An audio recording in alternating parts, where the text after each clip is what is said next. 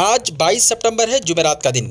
आज की इस वीडियो में हम आपको बताएंगे कि आने वाले तेलंगाना असेंबली इलेक्शन में अपनी हुकूमत बनाने के लिए बीजेपी तेलंगाना में क्या मंसूबा बना रही है और टीआरएस पार्टी क्या कर रही है।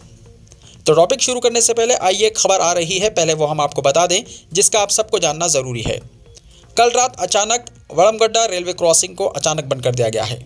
तफसीलात के मुताबिक शहर हैदराबाद के इलाके वट्टापल्ली से वड़मगड्डा महफिल होटल की तरफ जाने वाली रोड के बीच में वाक़े वड़मगड्डा रेलवे क्रॉसिंग को रातों रात अचानक बंद कर दिया गया है, जिसकी वजह से आवाम को वहां से आने जाने में तकालीफ का सामना करना पड़ रहा है। सुबह जैसे ही हुई, लोग अचानक इस रास्ते को बंद देखकर हैरान हो गए और ये कहते हुए सुनाई दिए कि हुकूमत को रास्ता बंद करने से पहले आवाम को मुतल्ला करना चाहिए था। इस अचानक इक़दाम से राहगीरों को तकलीफ़ का सामना करना पड़ा। दरअसल इस रेलवे क्रॉसिंग के ऊपर से एक फ्लाईओवर का काम मुकम्मल किया जाने वाला है, इसीलिए इस रास्ते को 3 महीने तक बंद कर दिया गया है, ऐसी मालूमात मौसूल हुई हैं। वट्टापल्ली से अगर आपको महफिल होटल की तरफ आना है या जाना है तो फिर आप फलकनुमा ब्रिज से या फिर जू पार्क रोड से आरामगढ़ जाने वाली रोड के ज़रिए आ और जा सकते हैं, या फिर कोई दूसरा रास्ता भी इख्तियार कर सकते हैं। तो आइए बढ़ते हैं आज की टॉपिक की जानिब। सबका साथ सबका विकास कहने वाली बीजेपी और बंगारू तेलंगाना का नारा लगाने वाली टीआरएस, ये दोनों ही पार्टियां तेलंगाना में मुसलमानों को नज़रअंदाज करने लगी हैं। वो कैसे, हम आपको बताएंगे तफसीलात इस वीडियो में। डिटेल्स देखने के लिए वीडियो को लास्ट तक ज़रूर देखिए। और रही बात कांग्रेस की, तो वो टीआरएस और बीजेपी की लड़ाई में अपना रास्ता बनाते हुए इलेक्शन के मैदान में बाजी मारने की कोशिश में है। कांग्रेस की हालिया तस्वीर देखा जाए तो वो गाँव देहात में मजबूत होती जा रही है। बहरहाल जीत उसी की होगी जो सब मजहबों के मानने वालों को लेकर चलेगा। टीआरएस को आने वाले दिनों में अगर जीत हासिल करना हो तो उनको अवामी काम करने होंगे। जब तक पब्लिक का काम नहीं करोगे, आवाम नाराज़ रहेगी और आवाम के पास एक बड़ी ताकत है, अपना वोट। वोट के ज़रिए वो किसी को भी तख्त पर बिठा सकती है और किसी का भी तख्त पलटा सकती है। 5 साल लीडर्स जितना चाहे मौज कर ले, लेकिन इलेक्शन के वक्त उसको आवाम के सामने आजिज़ होना ही पड़ता है। तेलंगाना में हुकूमत टीआरएस की है और हैदराबाद के मुजाफाती इलाके नबिल कॉलोनी, एर्राकुंटा, उस्मान नगर 2 साल से इन इलाकों में रहने वाले काफ़ी तकालीफ में मुब्तला हैं। मामूली सी बारिश भी हो जाए तो घरों में पानी दाखिल हो जाता है। घरों के बाहर निकल नहीं सकते क्योंकि घरों के बाहर साल के 12 महीने पानी बह रहा है। सड़कों की हालत इतनी ख़राब है कि अगर अच्छा आदमी यहाँ से गुजरे तो बीमार हो जाए, और अगर बीमार गुजरे तो हॉस्पिटल पहुँचने से पहले उसकी मौत हो जाए। उस्मान नगर 2 साल से पानी में डूबा हुआ है। यहाँ के लोग अब तक इंतज़ार में हैं कि कब पानी हटे और वो कब वापस अपने ख्वाबों के आशियानों यानी घरों में फिर से जा सके। कई बार मुतल्लिका एमएलए को इस तरफ तवज्जो दिलाई गई, अदालत ने भी मुदाखलत की। कुछ दिन काम हुआ, फिर हालत जैसे के वैसे हैं। अगर हुकूमत यहाँ से पानी को नहीं निकाल सकती तो यहाँ पर डूबे हुए मकान के मालिकान को कम से कम मुआवजा ज़रूर दे, ताकि वो अपना कहीं और ठिकाना बना सके। एफटीएल लैंड जहां पर भी मौजूद है वहां पर ज़मीन का रजिस्ट्रेशन ना होने दे और फिर घर बनाने की इजाज़त ना दे, वरना भोली भाली आवाम एजेंट्स के झांसे में आकर अपनी ज़िंदगी भर की कमाई से ज़मीन खरीद कर अपना घर बनाते हैं और फिर ऐसे हालात आ जाएं तो हुकूमत इसको एफटीएल लैंड कहकर अपने हाथ ऊपर कर लेती है, जिसकी वजह से गरीब आवाम लाचार और बेबस हो जाते हैं। लेकिन याद रखिए, हिंदुस्तान के कानून ने इस लाचार और बेबस आवाम को एक बहुत बड़ी ताकत दी है, वो है वोट की ताकत। अगर आप इन आवाम के मसाइल हल नहीं करोगे तो ये आवाम किसी का भी तख्ता उलट सकती है और किसी को भी तख्त पर बिठा सकती है। हमारे सामने तेलुगु देशम पार्टी का दौरे हुकूमत भी है और कांग्रेस का दौरे हुकूमत भी है। जिसने भी आवाम को नाराज़ किया वो हुकूमत से बेदखल हुआ। अगर आवाम को खुश रखा जाए तो कोई भी पार्टी आपसे आपका इख्तियार नहीं छीन सकती। इस पर हुकूमत को गौर करने की ज़रूरत है। तो आइए अब हम आपको बताते हैं कि बीजेपी का क्या मंसूबा है तेलंगाना में हुकूमत हासिल करने का। तेलंगाना में इख्तियार हासिल करने के लिए बीजेपी के मंसूबे क्या है, आइए हम आपको बताते हैं। ऐसा लगता है कि तेलंगाना में इख्तियार हासिल करने के लिए भारतीय जनता पार्टी काफ़ी संजीदा है और के चंद्रशेखर राव को आइंदा इलेक्शन में शिकस्त देने की बड़े पैमाने पर हिकमत अमली तैयार की जा रही है। जुनूबी हिंदुस्तान में मुस्तहकम होने और तेलंगाना पर अपनी तवज्जो मरकूज करके यहाँ से ताल्लुक़ रखने वाले बीजेपी कायदीन को कौमी सतह पर तरक्की देने का मंसूबा तैयार किया जा रहा है। यानी यहाँ के लोकल लीडर्स को जो बीजेपी में हैं उनको नेशनल लेवल पर तरक्की देने का मंसूबा तैयार कर रही है बीजेपी। बावसूख ज़राए ने बताया है कि मरकजी वजीर और रुकन पार्लियामेंट सिकंदराबाद जी किशन रेड्डी को नया कौमी सदर बनाने पर संजीदगी से गौर किया जा रहा है, क्योंकि मौजूदा कौमी बीजेपी सदर जेपी नड्डा की मियाद जनवरी 2023 में मुकम्मल हो रही है। तेलंगाना से मरकजी वजीर की जायदाद को पुर करने मौजूदा रियासती बीजेपी सदर और रुकन पार्लियामेंट करीमनगर बंडी संजय को मुमलिकती वजीर बनाए जाने का इम्कान है, जबकि रियासती बीजेपी सदर के लिए पहले वजीर रह चुके और हुजूराबाद के रुकन असम्बली इटेल्ला राजेंद्र को जिम्मेदारी सौंपी जा सकती है। ज़राए ने बताया कि 17 सितंबर को हैदराबाद लिबरेशन डे तकरीब में मेहमान खुसूसी के तौर पर शरीक हुए मरकजी वजीर दाखिला अमित शाह ने इटेल्ला राजेंद्र के मकान पहुंचकर इस ज़िमन में तबादला ख्याल किया। ज़राए ने बताया कि इस मरतबा बीजेपी तेलंगाना में तबक़ाती सियासत को तरजीह देने के लिए बुनियादी सतह से काम कर रही है। रेड्डी तबके को खुश करने के लिए जी किशन रेड्डी को बीजेपी आला सतह की जिम्मेदारी सौंपना है, जबकि बीसी तबके को तरजीह देते हुए इटेल्ला राजेंद्र, जिनका ताल्लुक़ मदिराज तबके से है, इनको रियासती बीजेपी सरबराह बनाने और बंडी संजय का ताल्लुक़ मोनूर कापू तबके से है, इनको वजीर की जिम्मेदारी देने पर गौर किया जा रहा है। रियासत में इख्तिदार हासिल करने के लिए हर तबके को नज़र में रखा जा रहा है। वाज़ेह रहे कि बीजेपी के एक और अहम कायद डॉक्टर के लक्ष्मण, जिनका ताल्लुक़ बी मोनूर कापू तबके से है, इनको तरक्की देते हुए उत्तर प्रदेश से राज्यसभा रुकन पार्लियामेंट बनाया गया है। बीजेपी हाईकमान में तेलंगाना से वाबस्ता कायदीन को आला सतह के ओहदों पर फायज करने का असल मकसद ये है कि तेलंगाना में साल 2023-24 असम्बली इलेक्शंस में कामयाबी हासिल करना है और साल 2024 पार्लिमानी इंतखाब में भी इससे फ़ायदा उठाना असल मकसद है।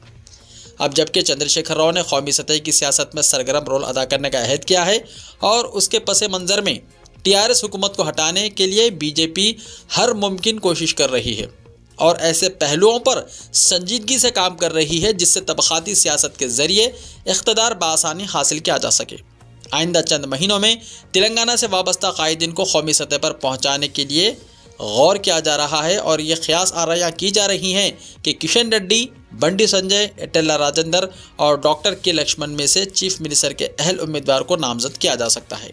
मुसलमान अब भी 50 करोड़ के हैं इंतज़ार में। दलित बंधु स्कीम को 600 करोड़ रुपए हो रहे हैं जारी। 38,476 दलितों के बैंक खातों में अब तक 3,847 करोड़ रुपए जमा हो गए। मुसलमानों की अब कदर ही नहीं रही। तेलंगाना में टीआरएस हुकूमत समाज के तमाम तबक़ात के साथ इंसाफ करने और गंगा जमनी तहजीब को फ़रोग़ देने का दावा कर रही है, मगर हकीकत में अक़लियतों बिलखुसूस मुसलमानों से कोई इंसाफ नहीं किया जा रहा है। मुसलमानों की तरक्की और बहबूद के बगैर सुनहरे तेलंगाना का जो ख्वाब देखा जा रहा है उसकी ताबीर मुमकिन नहीं है।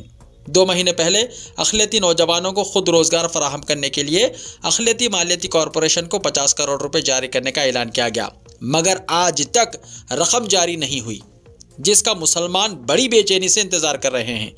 दूसरी जानिब दलित बंधु स्कीम के तहत 600 करोड़ रुपए जारी कर दिए गए हैं। 600 करोड़ रुपए की इजराई के लिए 1 मिनट भी सोचा नहीं गया, मगर मुसलमानों को 50 करोड़ जारी करने के लिए 60 दिन मुकम्मल हो गए हैं, 2 महीने हो गए हैं। न जाने अभी मज़ीद कितना इंतज़ार करना पड़ेगा। हुजूराबाद असम्बली हल्के के ज़िमनी इलेक्शन के मौके पर चीफ मिनिस्टर केसीआर ने दलित तबक़ात की तायद हासिल करने के लिए दलित बंधु स्कीम का ऐलान किया था।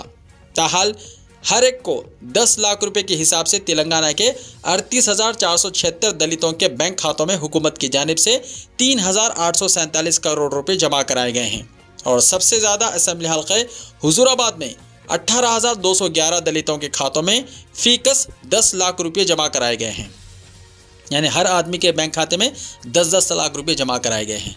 अगर हुकूमत की जानिब से दलितों को तरक्की दी जा रही है तो मुसलमानों को कोई एतराज़ नहीं है, मगर मुसलमानों को नज़रअंदाज करने पर शिकायत ज़रूर है। अलहदा तेलंगाना रियासत की तश्कील के बाद चीफ मिनिस्टर केसीआर ने मुसलमानों की तालीमी, मुआशी और समाजी सूरत हाल का जायज़ा लेने के लिए सुधीर कमीशन तश्कील दिया था। सुधीर कमीशन ने भी अपनी रिपोर्ट में मुसलमानों की हालत को दलितों से बदतर बताया था। उम्मीद की जा रही थी कि चीफ मिनिस्टर रियासत के मुसलमानों की तरक्की और फलाह और बहबूद के मामले में संजीदा हैं और अमली इक़दाम ज़रूर किए जाएंगे, मगर हुकूमत की कारकर्दगी से मुसलमान मुतमईन नहीं हैं। अक़लियती बजट को 2000 करोड़ रुपए से घटाकर 1500 करोड़ कर दिया गया और इन 8 साल के दौरान कभी भी मुकम्मल बजट जारी नहीं किया गया। दलित बंधु के तर्ज पर अक़लियती बंधु स्कीम मुतारिफ कराने का वादा किया गया, गिरिजन बंधु स्कीम का ऐलान किया गया, फिर मुसलमानों को नजरअंदाज किया गया। दलित तबकात को दलित बंधु स्कीम के तहत हर खानदान को 10 लाख रुपए जारी किए जा रहे हैं। अभी गिरिजन बंधु का भी ऐलान किया गया है, मगर अक़लियतों को 1 लाख और 2 लाख रुपए सब्सिडी खर्च की इजराई के लिए तेलंगाना अक़लियती मालियती कॉरपोरेशन को 50 करोड़ रुपए जारी करने का ऐलान किया गया, मगर अभी तक उसकी इजराई अमल में नहीं लाई गई है। क्या ये मुसलमानों से नाइंसाफ़ी नहीं है तो और क्या है? मुस्लिम क़यादत खामोश है, हुक्मरान जमात के अक़लियती कायदीन खामोश हैं, महकमे अक़लियती बहबूद के अहदेदार खामोश हैं, या उनकी नुमाइंदगियों को नज़रअंदाज किया जा रहा है? इसकी कोई वजाहत नहीं है। डबल बेडरूम मकानात की फराहमी में मुसलमानों के साथ इम्तियाज़ बढ़ता जा रहा है। दीगर सरकारी स्कीमात में बराए नाम नुमाइंदगी, 12% मुस्लिम तहफ़्फ़ुज़ात को फरामोश कर दिया गया। ज़िले हेडक्वार्टर्स में मिनी हज हाउस तामीर करने के वादों की खिलाफ वर्जी, इस तरह तमाम शोबों में मुसलमानों को नज़रअंदाज किया जा रहा है। ऐसा लग रहा है कि हुकूमत या TRS जमात के पास अब मुसलमानों की कदर ख़त्म हो गई है, जिसकी वजह से मुसलमानों को नज़रअंदाज करके दिगर तबक़ात को ख़रीब करने की पॉलिसी पर अमल किया जा रहा है। कांग्रेस और BJP की सरगर्मियां बढ़ जाने के बाद TRS की पॉलिसी हुई तब्दील। अपना दिफा करने के लिए और हरीफों पर यलगार करने पर मजबूर पार्टी के अंदरूनी झगड़े चीफ मिनिस्टर के लिए बहुत बड़ा चैलेंज बन गए हैं। TRS क़यादत ने रियासत में अपनी सियासी हिकमत अमली तब्दील करते हुए अपने हरीफों के खिलाफ यलगार करने की पॉलिसी इख्तियार की है, जो सियासी हल्कों में मौज़ूए बहस बनी हुई है। माजी में जिस एजेंडे पर TRS अमल करती थी, इसी एजेंडे को दूसरी जमातें अपनाया करती थी, लेकिन TRS में हालात बदले बदले नज़र आ रहे हैं। ऐसा लगता है कि वो अब अपोजिशन जमातों के तय करदा एजेंडे पर अमल करने और ताकतवर जवाबी हमला करने के फ़लसफ़े पर अमल कर रही है। अलहदा तेलंगाना रियासत तहरीक की तमाम जमातों ने तायद की थी, मगर अपने आप को तहरीक के चैम्पियन की तरह पेश करते हुए साल 2014 में TRS ने मामूली अक्सरियत से हुकूमत तश्कील दे दी थी। इसके बाद अपने आप को ताकतवर करने और अपोजिशन जमातों को कमज़ोर करने के लिए ग्राम पंचायत के कौंसलर से अरकान पार्लियामेंट और अरकान राज्यसभा को तक TRS में शामिल कर लिया, जिसमें अरकान असम्बली, अरकान क़ानून साज कौंसिल के अलावा दूसरे मुंतखब अवामी नुमाइंदे, यहाँ तक के इंतखाबात में मुकाबला करने वाले उम्मीदवारों और पार्टी के अहम कायदीन को TRS में शामिल कर लिया। TRS की इस पॉलिसी की वजह से रियासत में तेलुगु देशम का नामो निशान ख़त्म हो गया, और इससे पहले नरेंद्र और विजय शांति के अलावा दूसरी पार्टियों को TRS में जम कर लिया। ताहम अब रियासत में सियासी हालत पूरी तरह तब्दील हो गए हैं। मरकज़ी BJP हुकूमत तेलंगाना पर सारी तवज्जो झोंक चुकी है और कांग्रेस भी अपने वजूद को मनवा रही है। बड़ी तादाद में दूसरी जमातों से TRS में शामिल होने वाले कायदीन का TRS में असर और रसूख बढ़ गया है। तहरीक के साथ पार्टी से वाबस्ता रहने वाले कायदीन में नाराज़गी पैदा हो रही है। चीफ मिनिस्टर को अब अपोजिशन से मुकाबला करने के साथ पार्टी के अंदरूनी झगड़ों को ख़त्म करना एक बहुत बड़ा चैलेंज बन गया है। साथ ही इनकम टैक्स, ED और CBI के तेलंगाना में सरगर्मियाँ बढ़ गई हैं। चीफ मिनिस्टर के अरकान ख़ानदान के खिलाफ भी मुख्तलिफ इल्ज़ामात आयद किए जा रहे हैं, जिसके बाद चीफ मिनिस्टर ने अपने एजेंडे को तब्दील कर दिया है। कांग्रेस बिलखुसूस BJP से निपटने के लिए हमलावर होने की पॉलिसी पर अमल किया जा रहा है। हैदराबाद में BJP का 3 रोज़ा कौमी इजलास मुनक्किद हुआ।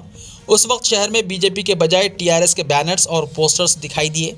चीफ मिनिस्टर ने सदर जमहूरिया के अपोजिशन इत्तेहाद उम्मीदवार यशवंत सिन्हा को हैदराबाद तलब करके BJP की तशहीर पर काबू पा लिया। मंगोड़ में अमित शाह से पहले जलसे-आम मुनक्किद कर लिया। मरकज़ी हुकूमत की जानिब से 17 सितंबर को लिबरेशन डे तकरीब मनाने का ऐलान करने पर तेलंगाना कौमी यकजहती तकरीब मनाने का ऐलान कर दिया। अमित शाह का जलसे-आम सिकंदराबाद परेड ग्राउंड पर मुनक्किद हुआ। इस दिन NTR स्टेडियम में जलसे-आम से खिताब करते हुए चीफ मिनिस्टर ने ST तबक़ात को 10% तहफ़्फ़ुज़ात देने का ऐलान कर दिया। इससे पहले ज़िले रंगारेड्डी में मुनक्किदा एक जलसे-आम से खिताब करते हुए अमित शाह ने 4% मुस्लिम तहफ़्फ़ुज़ात को ख़त्म करते हुए ST तबक़ात को 10% तहफ़्फ़ुज़ात फराहम करने का ऐलान किया था। वीडियो को लाइक शेयर कीजिए और हमारे इस YouTube चैनल को सब्सक्राइब करते हुए इसके बेल आइकन को प्रेस कर लीजिए, ताकि ऐसी ही इन्फॉर्मेटिव वीडियोस आइंदा भी आपको मिलती रहे।